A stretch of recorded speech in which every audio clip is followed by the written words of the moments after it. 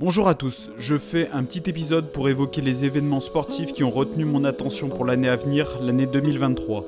A noter que les saisons pour beaucoup de sports vont terminer fin du printemps, début de l'été, et donc il faudra faire un second épisode pour les saisons 2023 et 2024.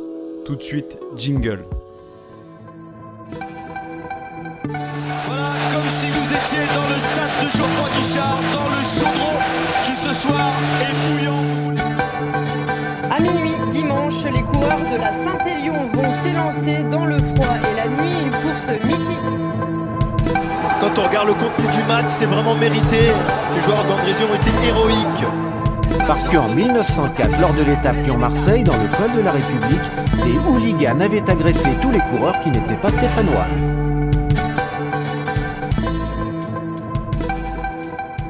Allez, on démarre avec le football. L'ASS, c'est le week-end du 2 juin que nous serons fixés sur la descente en National 1 ou le maintien en Ligue 2 du club. Les Verts recevront pour cette dernière journée les Valenciennois.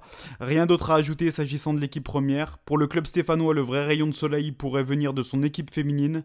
Récemment descendue en seconde division, les Vertes sont toujours dans la course pour remonter en Ligue 1. Elles sont pour l'instant premières de leur groupe de D2. Le match charnière intervient bientôt, le dimanche 22 janvier. Il faudra être nombreux du côté du Parc des Sports de l'Étivalière pour pousser les Vertes face à l'Olympique de Marseille, second du classement général et ayant encaissé qu'un seul but. J'aime pas le foot. Il préfère les bouquins, hein. Ouais, il devrait pas les lire à l'envers.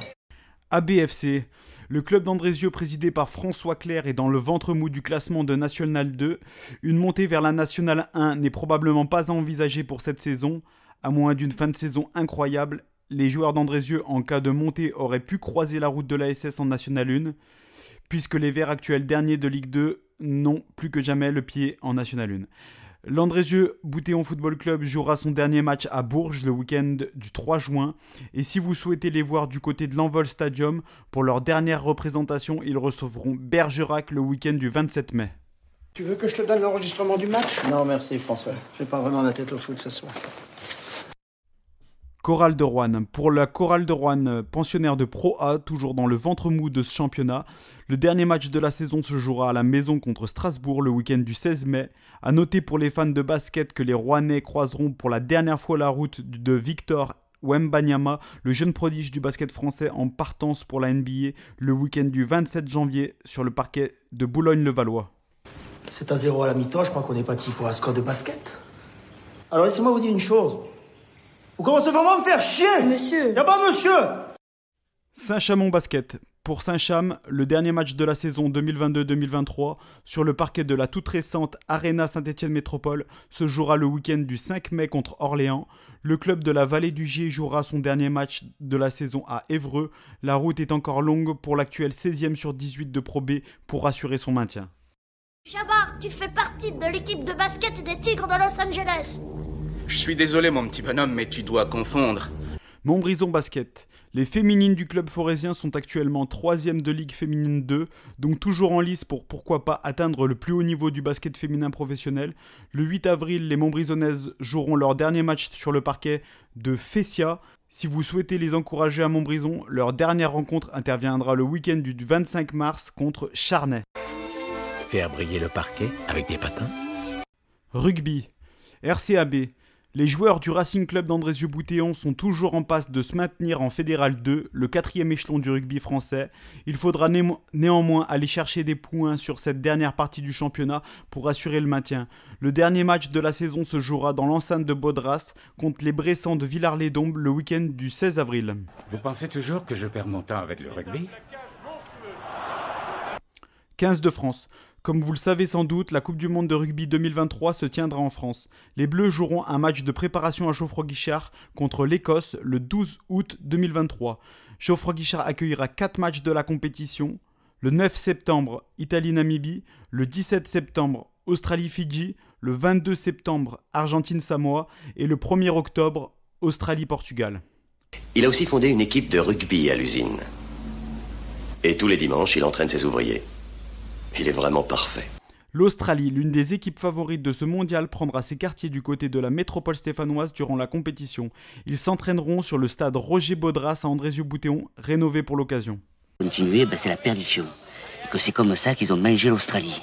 Handball, Saint-Etienne Handball. Les Verts réalisent une belle saison, ils sont 5e, même nombre de points que le 3e de cette Nationale 2.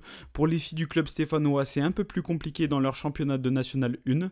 Le maintien reste assuré pour l'actuel 10e sur 13 de ce championnat. S'agissant des calendriers, rien n'est très clair sur internet, pas de dates différentes selon les sites, etc. Je vous invite donc à regarder prochainement les réseaux sociaux du club pour avoir plus d'infos. Qu'est-ce que ça me plaît comme sport? Tu fais des progrès, hein? Ah oui. Tennis. L'Open Rouen ATP 2023 devrait se dérouler en novembre 2023, à vérifier. Hugo Gaston viendra-t-il défendre son titre? Réponse dans quelques mois. Une belle bande d'abrutis. Je vous parle pas de tennis, je vous parle du transfert d'un criminel. Tapis. Cyclisme. Tour de France, le 13 juillet, Rouen verra le départ de la 11e étape du Tour 2023. Les coureurs rallieront Belleville en Beaujolais. Et quand c'est pas le rugby, c'est le vélo. Quand c'est pas le vélo, c'est Longchamp. Dauphiné. Le parcours n'est pas encore officiel, mais il se murmure qu'une étape pourrait arriver ou partir du Rouennais encore une fois, notamment du Coteau. Réponse dans quelques semaines. Mais j'en sais rien. Justement, je cherche. Ah, mais cherche bien. Mais peut-être que monsieur s'est endormi. Paris-Nice, pareil. Le parcours sera dévoilé le 5 janvier, donc nous allons rapidement être fixés, mais selon les indiscrétions de certains journalistes, notamment du Pays, il devrait y avoir un départ dans la Loire de la course au soleil. D'ailleurs, vous pouvez retrouver un épisode du podcast consacré à Andrei Kivilev, décédé lors de cette épreuve en 2003. Ça rapporte, la pub. Gravel. À mon grand regret, à moins d'un miracle, je ne pourrai pas participer au premier événement en gravel sur notre territoire. Je serai toujours convalescent d'une opération au mollet. La Gravelman Beaujolais au départ et arrivée de Charlieu aura lieu le 14 avril. À noter que l'épreuve propose également 2 parcours sur route de 120 et 350 km. Allez, amusez-vous bien sans moi. Pourquoi vous êtes triste? Parce que je suis triste. C'est idiot.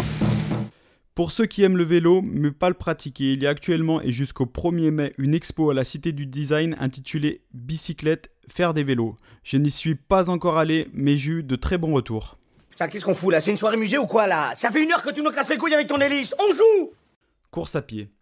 Nombreuses sont les compétitions de course à pied sur notre territoire, j'en ai retenu quelques-unes.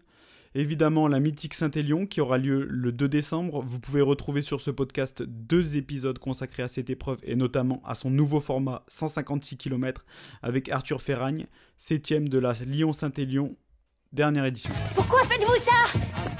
J'ai juste envie de courir.